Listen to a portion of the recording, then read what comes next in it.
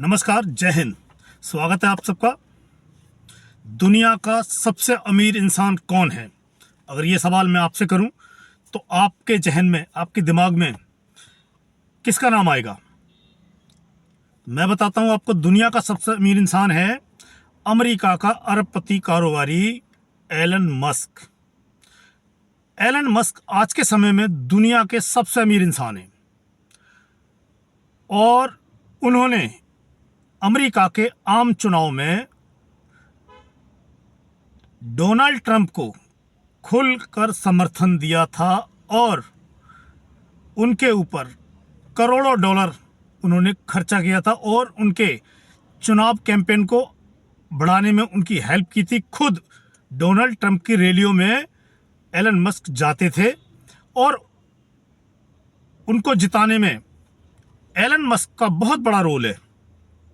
तो वीडियो आगे बढ़ाने से पहले सभी भाइयों से मेरी एक रिक्वेस्ट है कि मेरे चैनल को सब्सक्राइब करें, बेल आइकन दबाएं, वीडियो को ज़्यादा से ज़्यादा लाइक और शेयर करें। ये बिल्कुल फ्री है।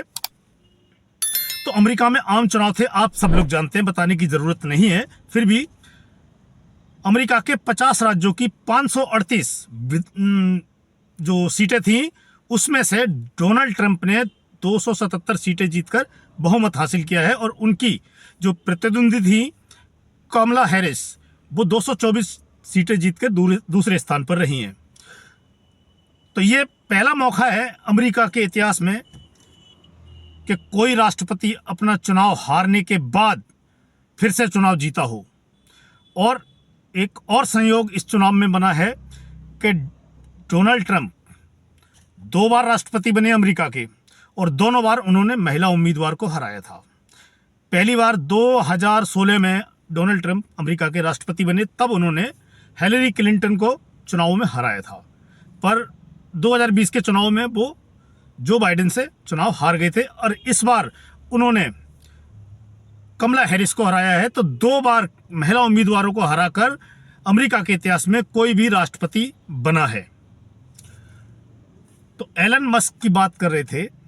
एलन मस्क दुनिया के सबसे अमीर आदमी है। एलन मस्क ने डोनाल्ड ट्रंप के चुनाव प्रचार में तन मन धन से उनका चुनाव प्रचार किया, उनको चुनाव जीतने में मदद की। उनका बहुत बड़ा योगदान है। हालांकि डोनाल्ड ट्रंप की एक पूरी की पूरी टीम थी जो उनका चुनाव अभियान देख रही थी और चुनावी खर्चे के लिए चुनावी जो उनकी रणनीति थी वो बनाने का काम करती थी। पर इसमें डोनाल्ड ट्रंप के चुनाव प्रचार में एलन मस्क का भी बहुत बड़ा रोल है।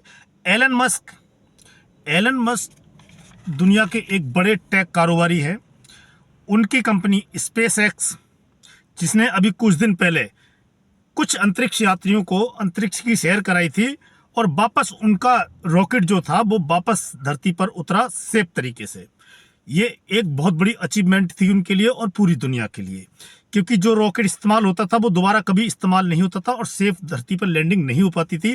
पर एलन मस्क ने ये साबित करके दिखाया कि ऐसा हो सकता है और दुनिया के स्पेस एजेंसियां जो हैं उनके लिए एक नया रास्ता खोला है कि जो रॉकेट है वो दोबारा फिर इस्तेमाल हो सकता है। इससे बहुत सारे पैसे बचेंगे जो स्पेस कंपनियां हैं अलग अलग देशों की।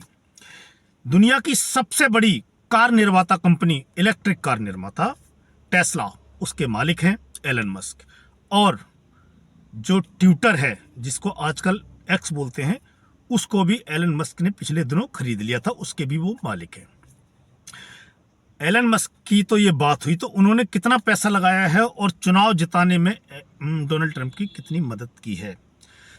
तो पैसे की अगर मैं बात करूं तो पैसा उन्होंने लगाया है 11.8 अरब 8 करोड़ डॉलर, 11.8 करोड़ डॉलर उन्होंने डोनाल्ड ट्रंप के चुनाव में खत्म किए हैं। अगर भारतीय रुपए में बात करूं तो 991 करोड़ रुपया एलन मस्क ने डोनाल्ड ट्रंप के ऊपर उनके चुनाव प्रचार में खत्म किया है।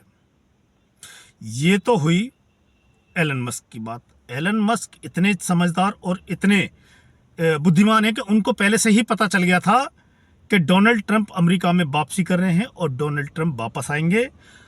चुनाव प्रचार के दौरान डोनाल्ड ट्रंप के साथ एलन मस्क मंच साझा करते थे और उनके जो डोनाल्ड ट्रंप की जो चुनाव प्रचार की जो टोपी थी जिस पर लिखा था अमेरिका को फिर से महान बनाना है, वो टोपी भी एलन मस्क पहना करते थे और उन्होंने डोनाल्ड ट्रंप को अमेरिका में लोकतंत्र को संरक्षित करने वाला उम्मीदवार बताया था इन चुनावों में। आप ये सोचिए अपने दिमाग से कि अगर भारत में ये सब हुआ होता, भारत का कोई बिजनेसमैन किसी राजनीतिक पार्टी के नेता या जो उम्मीदवार है प्रधानमंत्री पद का, उसके ऊपर अंधाधुंध पैसा खर्चा करता और उसकी चुनाव की रैलियों को मैनेज करता और उसके ऊपर करोड़ों डॉलर अगर वो लगाता, तो भारत में अब तक लोकतंत्र की हत्या घोषित कर दी जाती और संविधान का मर्डर घोषित कर दिया जाता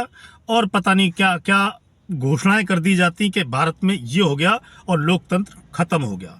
ये लोकतंत्र की हत्या बताया जाता। आप सपोज कीजिए, आप अपने दिमाग से सोचिए कि भारत में आम चुनाव हो रहे हैं, एक तरफ विपक्ष, दूसरी तरफ प्रधानमंत्री मोदी। प्रधानमंत्री पद के उम्मीदवार विपक्ष की तरफ से कौन हो सकते हैं? राहुल गांधी, और इधर से प्रधानमंत्री नरेंद्र मोदी। और नरेंद्र मोदी के चुनाव में अगर भारत के कोई भी बड़े बिजनेसमैन, जैसे दो ही घराने हैं, अडानी और अंबानी, अगर गौतम अडानी प्रधानमंत्री मोदी के साथ मंच साझा करें और उनकी रैलियों को मैनेज करें, उनका चुनाव प्रचार करें, उनके जो पार्टी के नारे हैं उनको लिखी हुई टोपी पहने और उनके ऊपर करोड़ों डॉलर खत्म करें, चाहे अंबानी, चाहे मुकेश अंबानी ऐसा करें कि प्रधानमंत्री की रैलियों में जाएं और वहां मंच साझा करें और उनके साथ चुनाव प्रचार करें और उनको जिताने के लिए करोड़ों डॉलर खत्म करें। भारत में ऐसा संभव है? भारत में मेरे ख्याल से ऐसा संभव नहीं है। विपक्ष अब तक भारत का आत्महत्या कर चुका होता अगर भारत में ऐसा हुआ होता। और पता नहीं कहां कहां तक क्या क्या बोला जाता, कैसे कैसे आरोप लगाए जाते। भारत में इतना ऐसा कुछ नहीं होता है, उसके बावजूद विपक्ष भारत में जो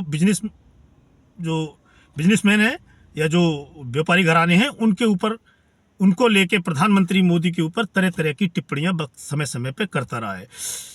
एक टिप्पणी मुझे याद है कि जो शिवसेना उद्धव ठाकरे की जो राष्ट्रीय प्रवक्ता हैं और राज्यसभा की सांसद हैं प्रियंका चतुर्वेदी, उन्होंने एक बार एक टिप्पणी की थी कि अडानी ग्रुप के प्रवक्ता और सबसे बड़े सेल्समैन का अवार्ड जाता है प्रधानमंत्री नरेंद्र मोदी को। ऐसे ऐसे वक्तव्यों से प्रधानमंत्री को संबोधित किया गया है।